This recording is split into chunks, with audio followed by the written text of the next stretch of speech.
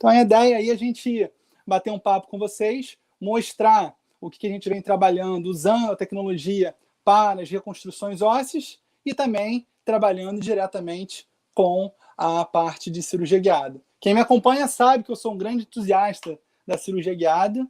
Acho que não dá para ser diferente, né? A cirurgia guiada ela é um fator extremamente relevante no nosso dia a dia clínico cirúrgico, pós-operatório confortável, os colegas já aí passaram, e eu vou tentar desmistificar um pouquinho para vocês, também trabalhando com as reconstruções ósseas. Vamos lá. Então, o que foi delegado a mim hoje foi o uso do fluxo digital na implantodontia, tanto nas reconstruções ósseas, quanto também na parte de cirurgia de introdução dos implantes de forma guiada. Então, eu vou falar basicamente hoje com vocês sobre prototipagem em reconstruções ósseas e, além disso, cirurgia guiada. Então, são os dois meios que a gente vem trabalhando, associando a tecnologia no nosso dia a dia clínico cirúrgico, tá bom? Então, o primeiro ponto, eu acho que o mais importante, que você que está nos assistindo, é a seguinte pergunta: por que fazer cirurgia guiada? Muita gente acha que cirurgia guiada é marketing, muita gente acha que não é um fator diferencial para fechamento de plano de tratamento do seu paciente, mas eu vou passar um questionamento para o meu paciente que acaba de fazer a cirurgia, ele só tem o tempo de botar o óculos e filmar, e eu filmo um paciente. Passa aí, produção. Oi, seu Sérgio, tudo bem? Acabamos agora a cirurgia guiada de 2 elementos. Como que foi? Tranquilo? Tranquilo. Fiquei só no iníciozinho um pouquinho nervoso, mas transcorreu tudo bem, o processo todinho.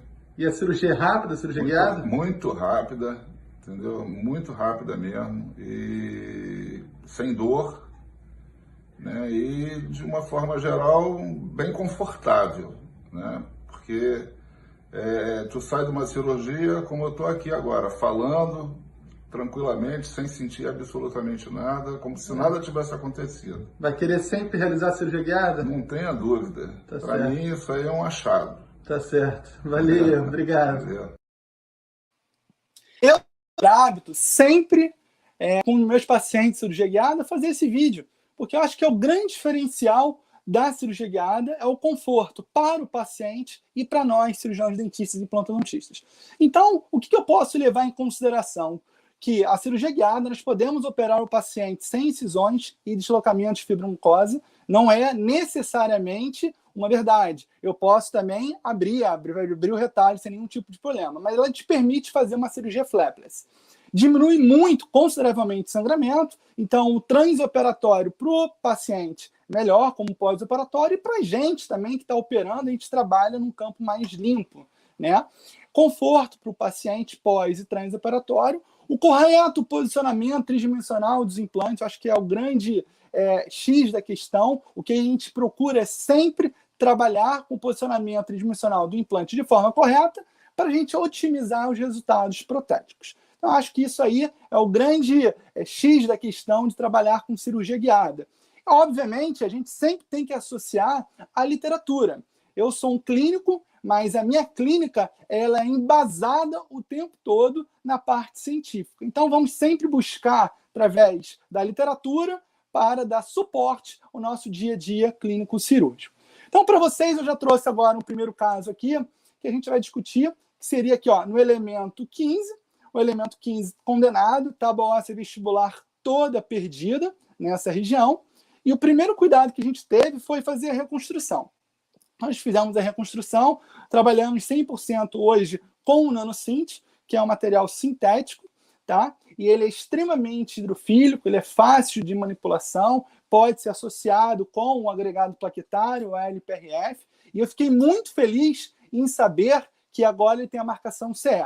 Então, para mim, como usuário, que estou ali na ponta, eu acho que dá mais credibilidade ainda trabalhar com um material que eu sei que tem credibilidade no meio europeu também. Então, para mim, é uma grande satisfação, uma grata surpresa, e eu parabenizo muito aí a toda a equipe da FGM por conta dessa certificação. Certeza que o produto realmente é muito bom. Feita a regeneração óssea, 6 meses depois, o que a gente tem? Eu vou ter já essa situação clínica. Então, aqui está o córtex sagital, né? Aqui eu vou fatiando esse corte sagital e aí eu tenho a possibilidade de instalar um implante de forma mais correta.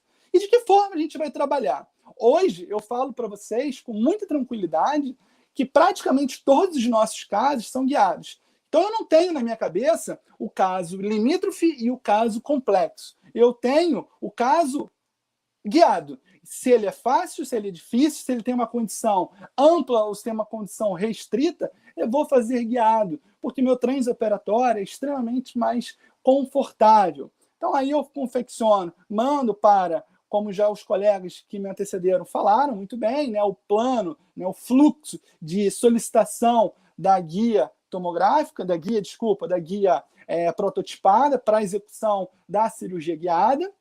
E aí eu falo para vocês, o grande diferencial, ou os grandes diferenciais da cirurgia guiada ARCS. A gente já também trabalha com cirurgia guiada já há algum tempo, e os colegas colocaram muito bem aqui que os grandes diferenciais da cirurgia guiada ARCS, eu acho que é a possibilidade de a gente introduzir um implante efetivamente no melhor posicionamento ósseo. Então isso vai te permitir a introdução de uma prótese cimentada e uma prótese parafusada, por conta da condição de angulação que o meu componente, seja ele para prótese cimentada ou para prótese parafusada, nos permite. Então, isso é um grande diferencial. Então, o Planicenter ele tem que estar muito bem atento nessa posição tridimensional em função dessa angulação que a gente pode buscar. E os grandes diferenciais que eu apontaria, além do posicionamento ósseo, que normalmente vai dar um travamento extremamente satisfatório, é a possibilidade de compensação utilizando apenas uma chave, como foi dito pelos professores anteriores. Eu gosto de ratificar isso, porque são grandes diferenciais do nosso sistema. Quando eu falo nosso sistema como usuário, então eu falo que seria o nosso sistema. Possibilidade de utilizar implante short, um grande diferencial também. E a broca CGA, da cirurgia guiada ARCS, elas são as menores do mercado. Então, facilita aí, em caso de limítrofe, de abertura de boca, em região posterior de maxila ou de mandíbula. Então, parabenizo aí, de forma contundente, toda a equipe P&D, a engenharia, por ter pensado e sacado diferenciais tão cirúrgicos importantes, detalhes cirúrgicos importantes, que fazem da CGA, da cirurgia guiada ARCS, um grande diferencial dentro do mercado odontológico. E aí a gente vai para o caso e eu faço o meu planejamento da introdução desse implante. O workflow já foi passado, eu recebo um vídeo dentro do meu consultório e o vídeo vai ser aprovado por mim. Então ele está sendo passado aqui. Vou botar aqui uma música para vocês ouvirem. Planejamento.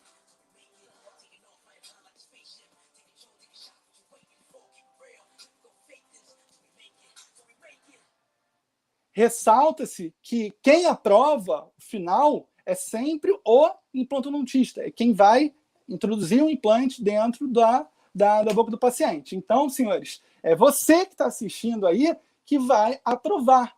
Então, o Planicenter ele vai planejar, mas a palavra final sempre vai ser de quem vai executar a cirurgia.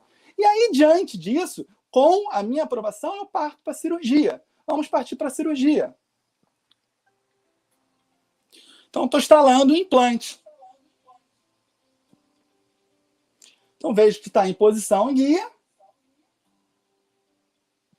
E eu chamo a atenção, olha a irrigação.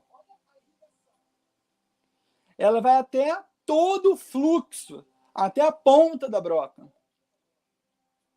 Então, isso facilita enormemente. Poderia fazer fresagem única aí? Poderia.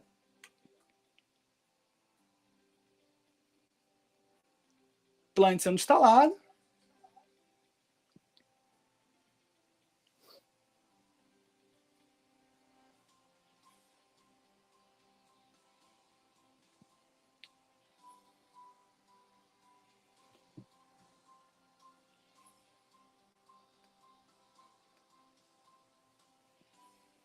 Desço o implante de forma guiada também.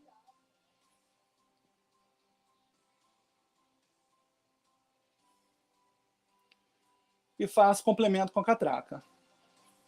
E o paciente ele sai assim.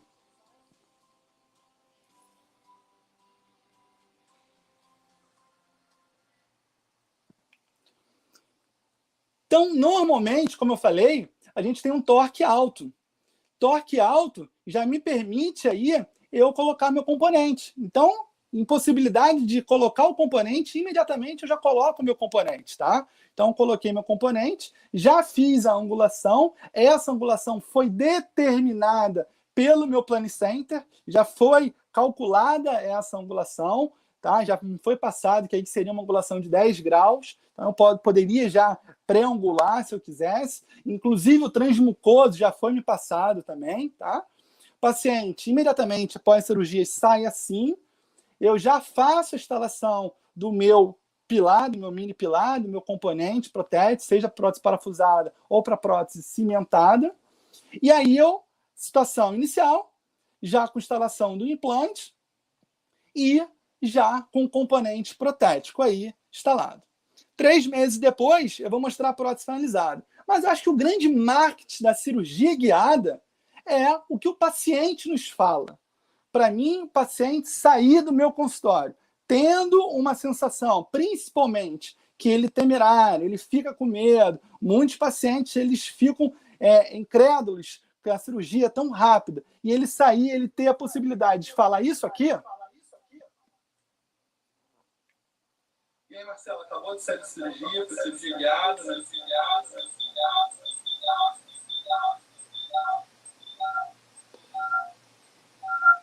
Mike deu um eco aqui, pessoal. E aí, Marcelo, acabou de sair de cirurgia, foi cirurgia guiada, no elemento 15.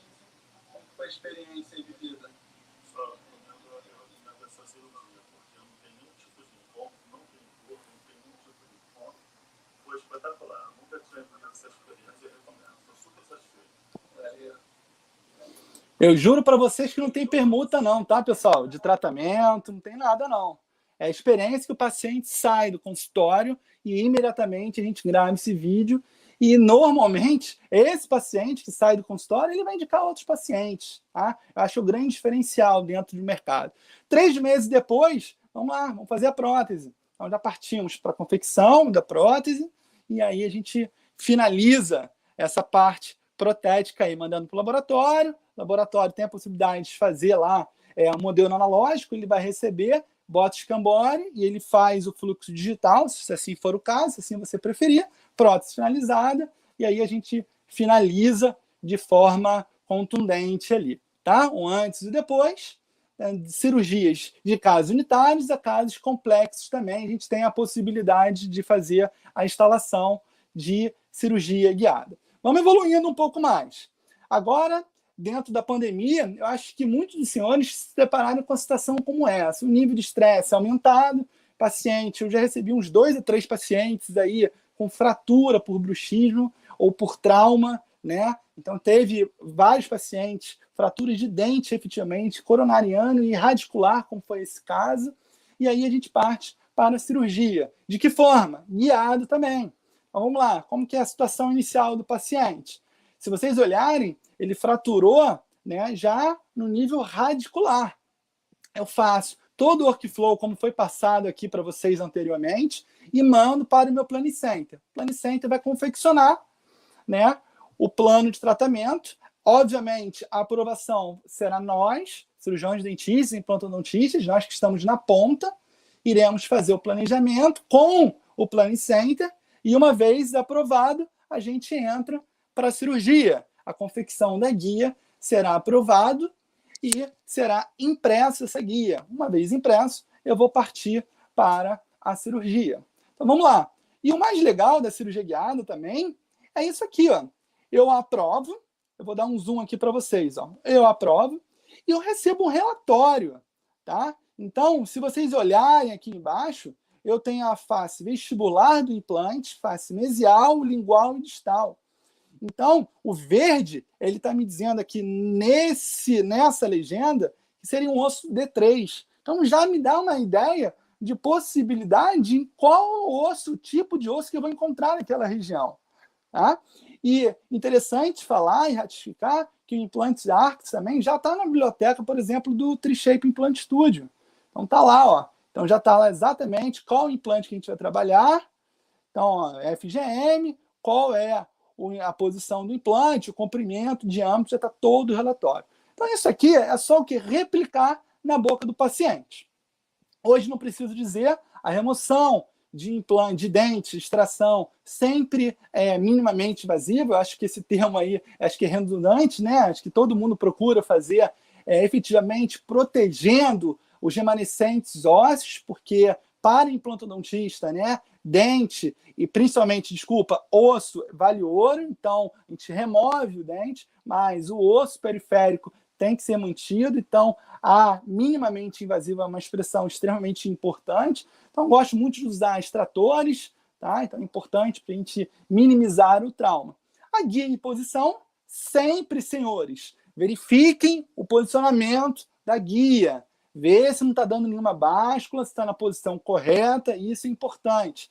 Se for de maneira analógica ou se for de maneira digital, dá uma conferida na sua guia. Se vocês mandarem para a confecção no workflow analógico, para a transformação desse modelo analógico no digital, para depois confeccionar a sua guia, ou se vai fazer diretamente o escaneamento intraoral na boca do paciente, confiram sempre a guia na posição está correta, tá? Para não ter nenhum tipo de báscula e, consequentemente, não será reproduzido o que foi planejado virtualmente. Fiz a extração, coloquei, conferi, fiz lá perfuração, fresagem única nesse caso, o implante era de 3.8, então foi a fresa 3.4, o implante sendo introduzido, tá? Então sempre confiram o posicionamento dessa guia, e aí eu já instalei o componente protético, que foi um ião, e ali nós já fizemos o quê? Já fizemos o preenchimento do gap com o nanocint associado ao LPRF. Tá? E aí o que nós fizemos? A fratura foi o quê? Radicular. Então eu pude aproveitar e readaptei essa coroa do próprio paciente, respeitando a chamada zona crítica, para ter uma conformação no provisório. Observem, senhores, que o paciente já tinha múltiplas recessões, então nós mantivemos essa recessão também, com alguns cuidados importantes, obviamente, sem contato prematuro, para não ter nenhum tipo de comprometimento, tá? E respeitando o preenchimento do gap com o nanocint naquela região. E aí, a situação hoje ainda está em provisório, nesse caso. Eu brinco que o ceramista ele vai ter que estar inspirado num dia para executar uma prótese tão perfeita, porque nada é mais perfeito com aquilo que Papai do Céu nos deu. E, nesse caso, é o próprio dente do paciente que foi aproveitado, respeitando alguns conceitos importantes, né? Como, por exemplo, a zona crítica e subcrítica para o posicionamento desse provisório, para nós termos o arcabouço tridimensional da estrutura de tecidos moles também nessa região. Então, seguindo um protocolo, né, extremamente clínico, mas sabendo o passo a passo que a gente vai ter, a técnica é muito reproduzível. Eu acho que a técnica da cirurgia guiada, ela tem a possibilidade de você ter a certeza do seu posicionamento tridimensional. Eu trabalho com cirurgia de implantes já há um bom tempo, mas, sinceramente, em alguns casos, eu não teria capacidade de forma manual introduzir um implante, muitas vezes situações que eu só poderia ter um posicionamento. Então me dá uma certeza, uma garantia de trabalhar com um posicionamento que foi planejado no software, ser replicado de forma rápida, objetiva e principalmente assertiva dentro do meu paciente, dentro do meu sítio cirúrgico. Vamos falar agora o segundo passo que a gente vem trabalhando aí com a tecnologia. Nós falamos aí do cirurgia guiada. Agora vamos falar o segundo componente, que seria o quê? A possibilidade de usar protótipos para as minhas cirurgias reconstrutivas ósseas. Primeiro ponto importante, senhores, é você que está nos assistindo ter ideia do processo de reabsorção óssea que as maxilas, né, a maxila ou a mandíbula, elas sofrem. Nós sabemos que a maxila ela tem um processo de uma força centrípeta, ao passo que a mandíbula nós temos uma força centrífuga. O que isso impacta, Augusto? Impacta diretamente no entendimento que, normalmente, a reabsorção óssea em maxila vai se dar no sentido quê? No sentido horizontal. Ah, mas professor, Não pode acontecer no sentido vertical? Óbvio que pode, mas predominantemente nós teremos uma reabsorção na maxila no sentido horizontal. Já na mandíbula, senhores, nós temos normalmente a padrão de reabsorção no sentido de altura, vertical, tá? Então, quando aquele paciente chega no seu consultório e fala, olha, doutor, eu já perdi lá o elemento X, o 46, e já tem aí há 15 anos, opa, já me dá uma ideia que ele vai ter perda em altura, né? Óbvio que pode ser concomitante, pode ser altura e espessura, sim, tá? Então, o entendimento do processo de reabsorção óssea, ele é importante para você diagnosticar e, consequentemente, indicar o melhor tratamento. Tratamento em região posterior de mandíbula, para ganho em altura e espessura, eu vou dividir em 2 momentos importantes, em 2 sítios, em 2 planejamentos, em 2 planos de tratamento distintos. Um seria muito ligado ao grupo americano, pelo Greg Misch, que seriam as Titanium Mesh, as malhas titânio, as telas titânio. Eu sigo enormemente esse conceito já há muito tempo. E um outro grupo seria o grupo europeu, muito ligado e com a autoridade aí do professor Steven Urban, lidando aí com a técnica que ele chama da sausage technique, né, a técnica da salsicha. Eu, particularmente, trabalho com as telas titânio. E eu gostaria que, nesse momento que você está me assistindo, desse print nessa tela. Por quê? Porque eu gostaria que você entendesse que as telas titânio, elas não fazem parte do processo de regeneração óssea guiado. Ele serve exclusivamente como um arcabouço de proteção mecânica para o enxerto. Ou seja, interpostamente a tela e a área que eu estou regenerando, eu tenho que ter uma membrana. Tá? Então, print essa tela, porque eu vejo muitos colegas trabalhando com tela de titânio e trabalhando com uma tela como se fosse uma barreira, mas ela não é uma barreira, tanto é que ela tem um orifício. Tá? E alguns conceitos cirúrgicos devem ser respeitados, como o Calmisch falava, né? Saudoso Calmisch, planejamento das incisões, divulsão dos tecidos moles, para, consequentemente, divulsionar os tecidos moles, síntese da ferida cirúrgica e fazer um protocolo de entendimento no pós-operatório. Se eu tivesse que resumir a utilização de telas titânio, novamente, eu ia pedir para os senhores que estão me assistindo dar print nessa tela, porque aí é o grande pulo do gato da utilização de telas titânio. Por quê? Vai trabalhar com o substituto ósseo, a região, seu nanocinte, vai trabalhar com a membrana, e depois da membrana vai trabalhar com a tela de titânio.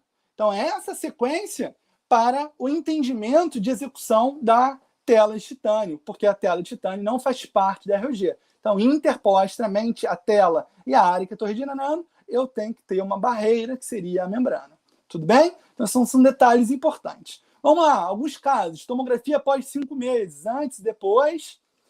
Antes e depois, tudo com as telas de titânio, antes e depois. Casos também realizados pelos nossos alunos, nos nossos cursos de reconstruções ósseas. Altura também, ó, antes e depois. Tá? Espessura também, ó, região anterior, antes e depois.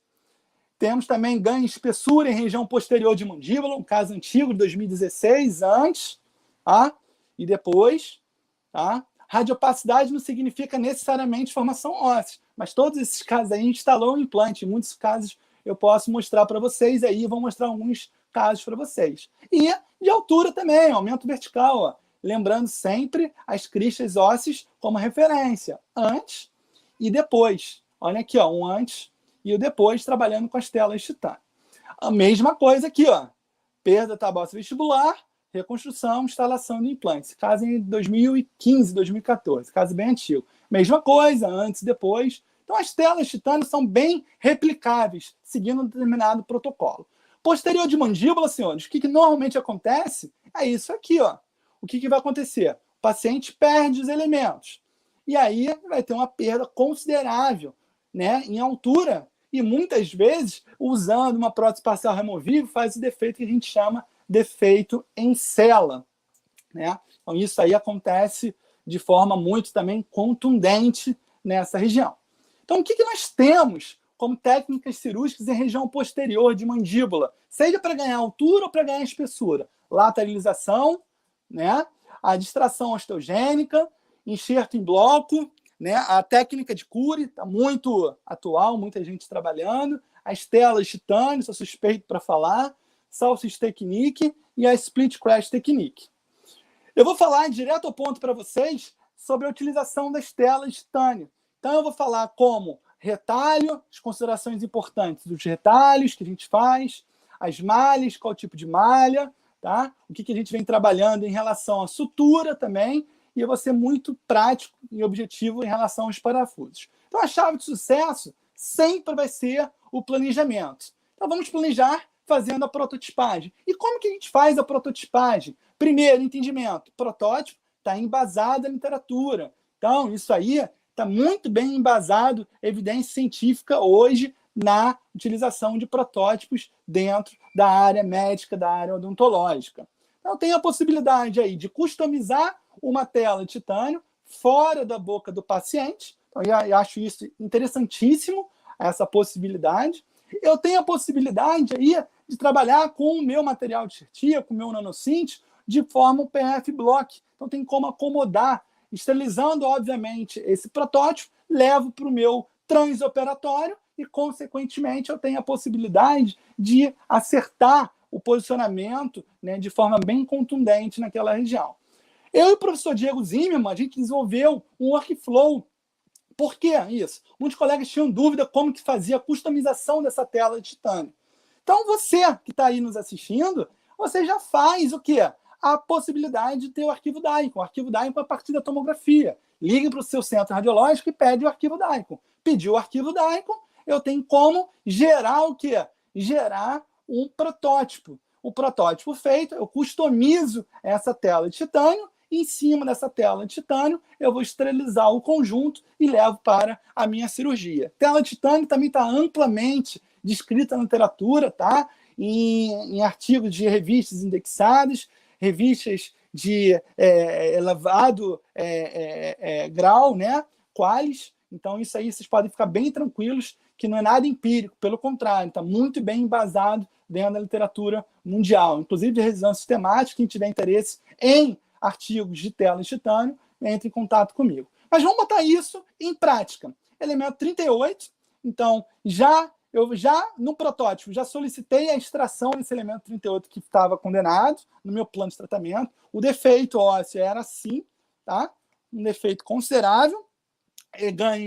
Teria que ganhar em altura e em espessura. O primeiro passo aí é trabalhar e saber fazer as incisões em cima da crista, saber fazer o retalho total, né?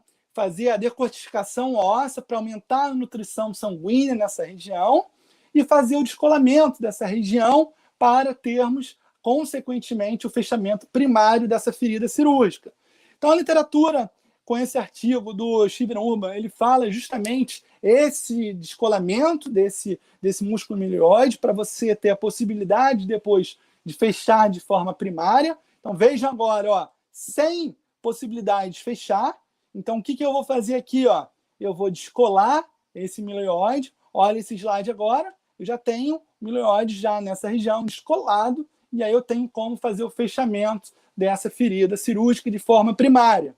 Manobras cirúrgicas, a gente tem como fazer undermine, que a gente chama, né? Fazer incisões sem transfixar. E aí eu tenho como fechar de forma primária também. Ou então os instrumentais, tem alguns instrumentais específicos que eu tenho a possibilidade aí de trabalhar e ter uma soltura dessa musculatura. Porque o grande pulo do gato, o grande dica clínica aí é esse momento, saber descolar bem o teu retalho para fechar de forma primária aí nessa região.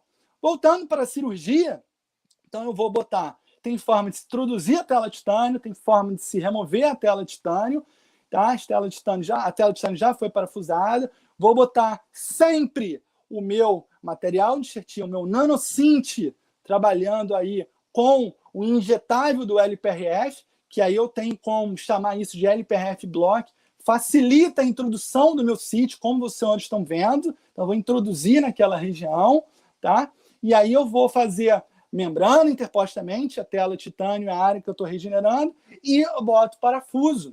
e aí eu faço o fechamento primário. E como que se faz esse fechamento primário? Como que é sutura nessa região? É o segundo ponto importante, o grande pulo do gato também que milita nessa área. É o quê? Trabalhar com dupla sutura. O professor Steven Urban, na página 48 do livro dele, coloca isso aqui, ó. Coloca a técnica que eu chamo de grampo, que seria um colchoeiro horizontal. Eu, particularmente, faço a modificação para o colchoeiro vertical, e depois que fez o colchoeiro vertical, ele abre. Abrindo aqui, eu dou ponto simples. Então, eu faço e falo que essa técnica seria a técnica de grampo, que facilita e eu permaneço com essa sutura pelo determinado ponto aí que eu queira mantê-lo. E detalhe importante, alguns fios de sutura são indicados. Eu, particularmente, trabalho com fios de polipropileno. Polipropileno tem alta tensão superficial, então tem o fechamento primário e mantém os pontos em posição, como vocês estão vendo aí. Antes e depois, situação inicial, situação final, e aí, 6 meses depois, a gente vai fazer o quê? A abertura. Reparem que esse caso foi feito em curso, tanto o lado direito quanto o lado esquerdo. O lado esquerdo, se vocês olharem, tem uma pequena exposição da tela, mas a tela não faz parte da RG. Então, essa exposição, teoricamente, não teria tanto tipo de problema, em função de quê? De ela não fazer parte da regeneração óssea. Mas vamos discutir essa exposição. O que fazer em caso de exposição? O primeiro ponto é quando ocorreu. Fator decisivo para saber se já houve a maturação óssea. Tá? No caso, 6 meses depois, houve uma pequena exposição, nenhum tipo de problema. Aspecto 2, a causa. Falta de estabilidade da tela. E o mais comum, decência de sutura. Mau planejamento das incisões, pouca divulsão dos tecidos incisionados e reposicionados e fio de sutura inadequado. Aqui, foi uma pequena exposição, toca o barco, vamos embora, não tem nenhum tipo de problema. Vamos também basar na literatura. O que a literatura fala sobre possibilidade de exposição de tela? Reparem nesse artigo publicado em 2014, na JOME, talvez a principal revista científica na nossa área, que o título do artigo nem fala de exposição de tela. Eu lendo o artigo, e eu peguei na figura número 5, e eu vou aumentar aqui para vocês verem, a figura 5, ele fala da exposição. E a legenda dela é exposição da tela sem sinais clínicos de inflamação e infecção. Então, o grupo americano, ele dá, vamos embora, exposição de tela não significa necessariamente perda do trabalho. Então, isso é importante para você que está nos assistindo. Ah, tela de titânio expõe, então não faço. Calma, entenda o processo, veja quando ocorreu para ver se efetivamente tem algum comprometimento. E aí, página 321, também do livro do grupo do Jolie, do livro do grupo do Robert, no livro do grupo do Paulinho, que eles falam que as membranas não reabsorvíveis, quando expostas precocemente, são rapidamente colonizadas com biofilme, levando à infecção. Ao passo que as malhas de titânio, quando expostas, não acumulam tanto biofilme, em função de sua natureza porosa e lisa. Então, se vocês olharem, essa membrana expôs sinal clínico de inflamação. Aqui, não necessariamente. E existe um trabalho multicêntrico, eu sempre baseio os meus casos clínicos, vou basear os meus casos clínicos na literatura. Existe um trabalho multiclínico de 2 faculdades, Estados Unidos, Alemanha e da Arábia Saudita, que falam que a exposição da tela de titânio naquela região que houve, tirando e acontecendo um determinado tempo depois, não necessariamente você vai ter perda do trabalho. Voltando então para o caso, seguindo a literatura e voltando para o caso, nós fizemos a reconstrução com nanocint na região, e aí eu tenho o quê? A remoção da tela. Eu removi essa tela de titânio. E agora eu vou partir para o quê? Uma cirurgia guiada naquela região.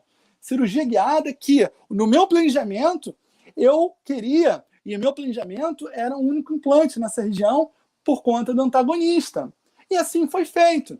Eu recebo um relatório também, tá? O relatório me diz o posicionamento do meu implante, independentemente se está com a tela de titânio ainda aqui, e ele já me dá uma qualidade óssea que eu vou encontrar.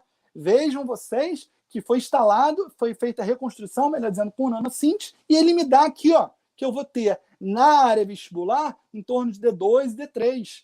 Na área mesial, D2 e D3. Na área lingual também. O que eu estou querendo mostrar com isso? que o NanoSynth mostra aí uma alta densidade, que efetivamente ele se mostrou efetiva nessa região.